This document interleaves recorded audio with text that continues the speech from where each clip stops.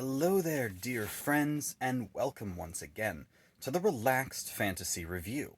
On this channel, we spend our time looking at fantasy of all sorts, from books to movies to video games, and applying the characters within into the tabletop game, Dungeons & Dragons 5th Edition. Today, though, we're going to be looking at a core mechanic of D&D itself. Specifically, we're going to be looking at a subclass of the Warlock, the Pact of the Great Old One.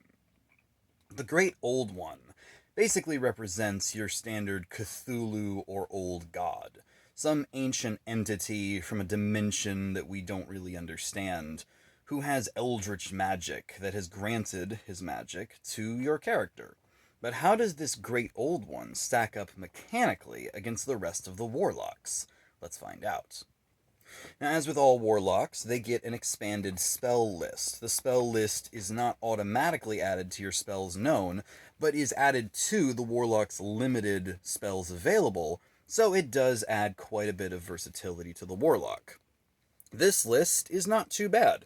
It's got Dissonant Whispers, Tasha's Hideous Laughter, Phantasmal Force, Dominate Beast, Dominate Person. It's got some good picks on there. I'd say this one gets an 8 out of 10. Then, at level 1, when you get the subclass, you get the Awakened Mind power. Awakened Mind basically means you can telepathically send messages to creatures within 30 feet. It's not two-way communication, however. It's just one way.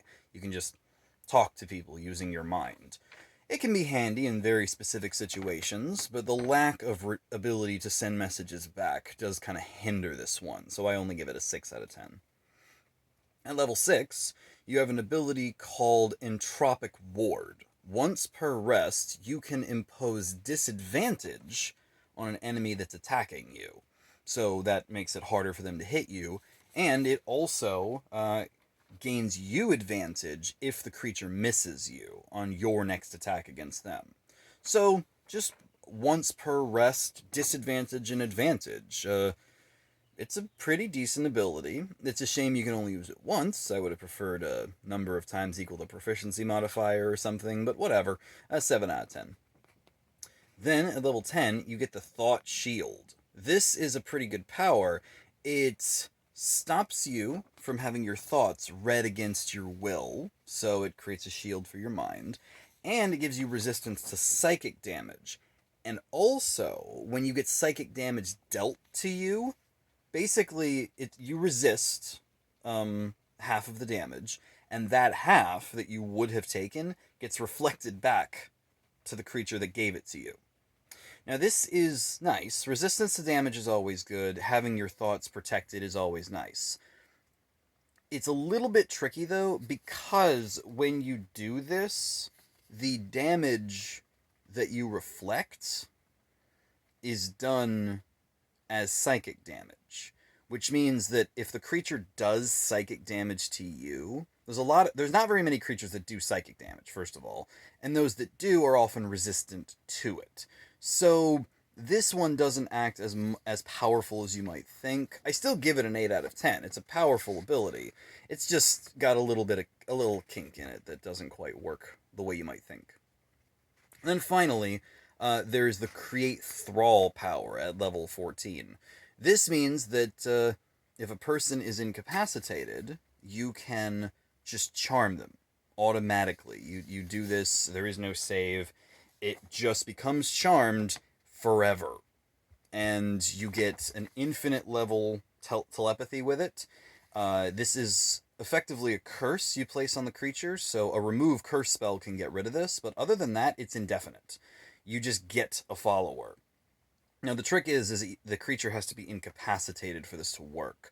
So, you have to cast another spell on it, or something. A lot of enemies in the game, when you kill them, when you knock them to 0 hit points, you have to specifically call out to incapacitate them, otherwise they just die. It's not like you can walk up to just any creature at the end of a battle and say, I want this one, because it's dead, not incapacitated.